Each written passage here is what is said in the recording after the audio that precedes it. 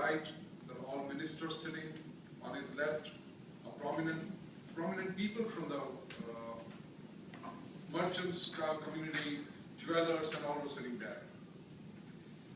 During the business of the court, suddenly the person came in, the attendant came in and asked the king, "Dear king, there's some visitor from a foreign country who wants to come in front of you and wants to tell you something." He said, "Okay, let him in." The visitor was in, and the king said, "Yes, what brings you here?"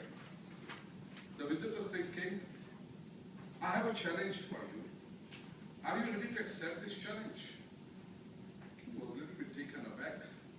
A challenge? And obviously when someone comes with a challenge, you can't say no, because if you say no, you have already accepted the defeat. The king said, "Okay, let me see, what is it?" The visitor took out two things from his pocket and gave it in the hands of the king. The king said, "Yeah, what the challenge is." The visitor said, "These two things, out of that, one is a precious jewel and the other is just a piece of glass. You have to identify, you or your ministers or anybody from the court, have to identify which is the real jewel and which is a piece of glass. If you're successful at identifying, that precious jewel will be my gift to the state treasury. And if you don't, if you fail to do so, well, this is the value of this precious jewel, and that would be my reward. You will have to give it to me." King looked at both the things and said, "They are exactly the same in color, weight, density, everything is the same, shine." The visitor smiled and said, "That is the challenge. I have traveled various kings' courts all over the world, and everywhere I have been successful. I'm rewarded everywhere. Now let me see what happens here." King observed those two things for some time. He could not figure out which was the real jewel. Put it on the table in front of him and looked at the ministers. 2 or 3 ministers came forward, observed those things, could not make up their mind, put it back, and went to their places. King looked on his left. Few jewelers were sitting there. 2-3 people from the jewelers community came up. One of them even observed the glass, but he could not make out the difference. And when each one was failing, obviously it was breaking the confidence of the next one coming up. Because if so many people have not been able to make up, how can I? And what if I do wrong? So it's better not to express an opinion. Everybody says, "No, it's difficult to say, it's difficult, we cannot say anything." The king looked at the court. People were people of law. They said, if the king himself cannot decide, the ministers cannot decide, if the jewelers cannot decide, who are we to decide? We cannot do anything. They just held their head down. The king was anxious. He was optimistic that at least somebody would be able to say, and naturally the visitor was smiling. He said, "Okay, I'm going to be a winner from this court also." After about 30 minutes or so, the king said, "Okay, do we want to reward this person? Do we want to accept defeat?" At that time, someone from right at the back, there was some person wanted to come up, and people sitting around him said, "Okay, sit down. You can't go, sit down." He said, "Who's it?" There was an old man of 85, and he was blind since birth. He said that, "I want to try this, and I'm sure I will be able to tell you the difference." People around him said, "King himself has failed. Ministers are not successful. Even the jewelers have not expressed their opinions. And uncle, you will do that? You are blind since birth. How can you make out the difference between a jewel and a piece of glass?" King said, "Let him come," with the help of a stick, and of some young guy. That old gentleman came in front and said, "King, may I try?" King said, "Oh, sure, why not?" King actually played a very safe card. King thought that if this man is successful, we can say, "Hey, look, a blind person from our kingdom can actually do this and can win."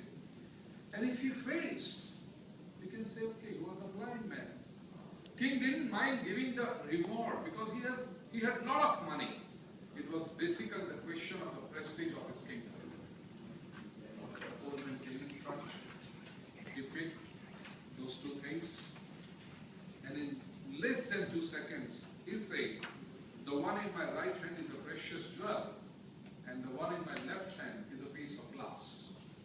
The moment he said this, the visitor literally fell at the feet of this old man. He said, "You're right. You are absolutely right." Turning towards the king, he said, "Dear king, I accept my defeat. The precious jewel is yours for the state jeweler. And I'm going away, defeated, but with a pride that at least somebody is there on this earth who can make out the difference. Because I have won so many challenges at various courts of various kings all over the world. Question is not of money, I have enough. But at least I'm satisfied that there is somebody who can actually tell the difference between the two." The visitor went away. And there was a pin drop silence in the entire court. Everybody was astounded. How can this man do it? King asked this question to the old man. "Can you tell us? When I failed personally, I could not make out, even the ministers could not make out, even the jewelers could not figure out. How could you tell the difference?" The old man, the blind man said, "Dear king, it was very simple. We are sitting in sun since last 30 minutes. When I picked up, the jewel was the one which did not get heated because of the sun rays. And that which got heated because of the sun rays was a simple piece of glass." It was so simple. Dear friends, I think this applies to us too. Life may not always be bed of roses. There can be adversities. There can be hot days. And in such circumstances, the person who remains cool, who remains calm, is a precious jewel. And one who loses his balance is just a fake piece of glass. Isn't it? You'd say, "Cool, chill." So even in the adversities, you just have to keep your cool. You have to keep your chill. And that is what the secret is all about. We do get stressed. There are challenging situations every day, not every day, every moment. Life seems to be an endless battlefield. How do we keep cool? How can we not harm ourselves? How can we not damage our brain cells?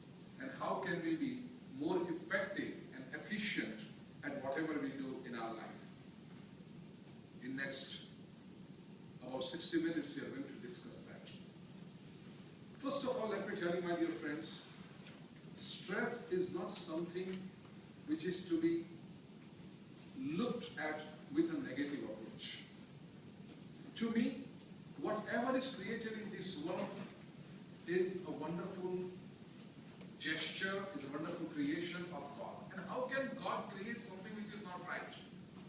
Even stress is helpful, meaningful, if we can utilize it and we can understand it properly. Give you an example. If you are visiting game parks in East Africa or South Africa, I've done so I can actually tell you this. There are deers.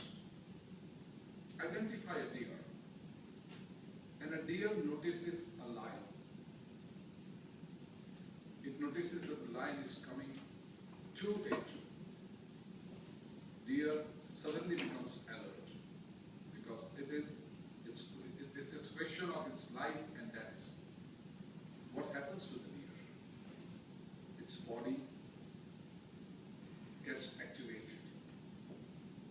there is some sudden strength. The muscles of its leg get stronger. Its ears elongate. And the whole body takes such a shape like a bow, and it starts running. Obviously the lion falls, but deer runs so fast. The breathing rate increases. It runs for about 20 miles, 30 miles, and when it sees behind, the lion has stopped chasing it. The deer settles.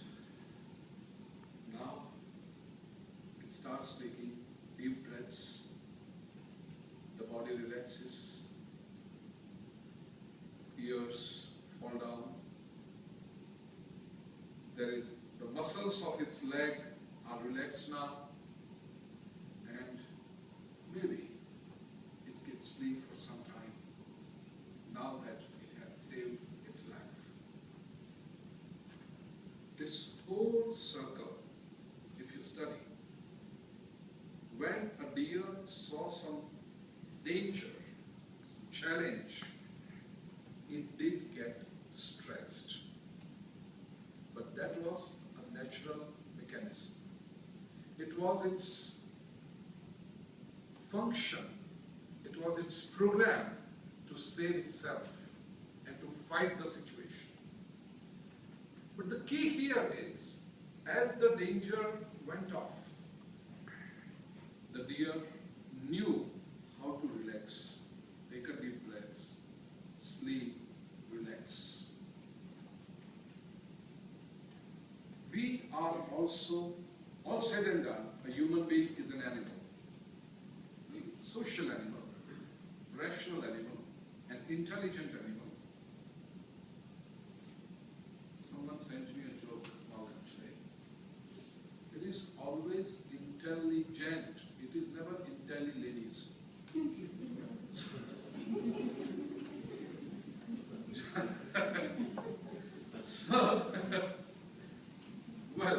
So we all have, it's our body which is at work. What we fail to do, like the deer, is we fail to relax. Probably we have challenges coming up one after the other so frequently that we forget to relax. And that takes a heavy toll, not only on our mind, but it is always mind over body. So it takes a very heavy toll on our body too. First of all, we have to know how to tackle with this stress. It makes our life miserable. We all know it. We lose our peace. We lose our temper. We become very turbulent inside. We lose our sleep. We lose our appetite. And ultimately, we lose interest in life. We cease to be human beings. We just turn into a machine. And that is a very sorry state. I have devised a 5-step process to manage the stress. And it just came up so naturally. Whenever we are stressed, you know the expression that comes out of our mouth is, what do we say? Oh God. Isn't it? Oh God. And I think the key, the process to manage stress stands in these 5 letters. Come on. Oh God. O, God. O, organize. H, handle. G, gather yourself. O, find an opportunity in that. And D, you have to detox yourself. So, oh God, these 5 heads give you the entire process of being free from stress. So you definitely derive what stress has to offer you, because stress definitely increases your capability.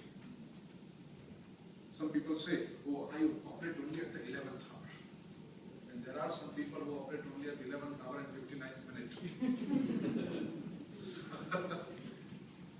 It definitely increases your efficiency to an extent. But then to wait for that 11th hour and 59th minute all the time is not a very healthy phenomenon. In order to manage stress, first of all, you learn to organize yourself. And there are some simple techniques of organizing yourself. First, get up early. Even if you get up early by, say, 15 minutes, those 15 minutes will reward you for the rest of your day. You know what happens? You want to take it easy in the morning. Even when the alarm goes on, you say, oh, there's always a backup. If I just ignore it, it's going to ring again after 10 minutes. And those 10 minutes once, and the 10 minutes next batch, those 20 minutes lost, make a big loss in the entire day. Because then we are rushed throughout. Oh my God, oh my God, oh my God, oh God, all the day. But if you organize yourself, just plan and wake up early, not more, by 15 minutes. And to wake up those 15 minutes earlier, a simple way is go to sleep 15 minutes earlier. Because cutting on your sleep is not going to have you the right effect. I'm going to come to that, because you need to have enough sleep in order to manage stress. Go to bed early, in time. So sleep early, sleep enough. Very important thing to organize yourself is have a diary. Don't trust too much on your memory power, no matter how much blessed you are. Because have a diary and trust your diary more than your memory power. Plan yourself. Organize yourself.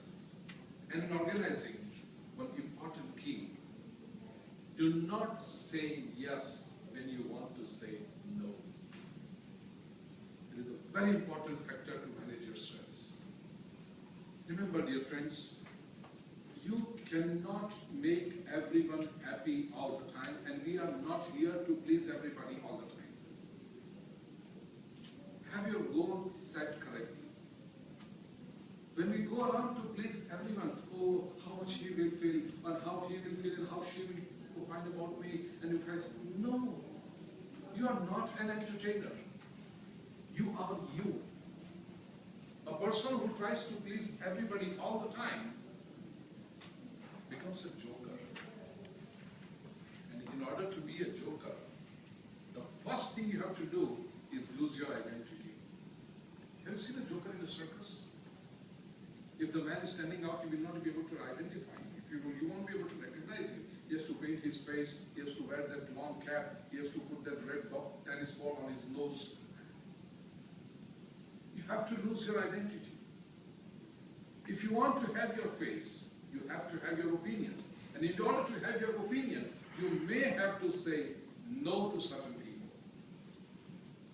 That's so important to be free from stress. Organize yourself.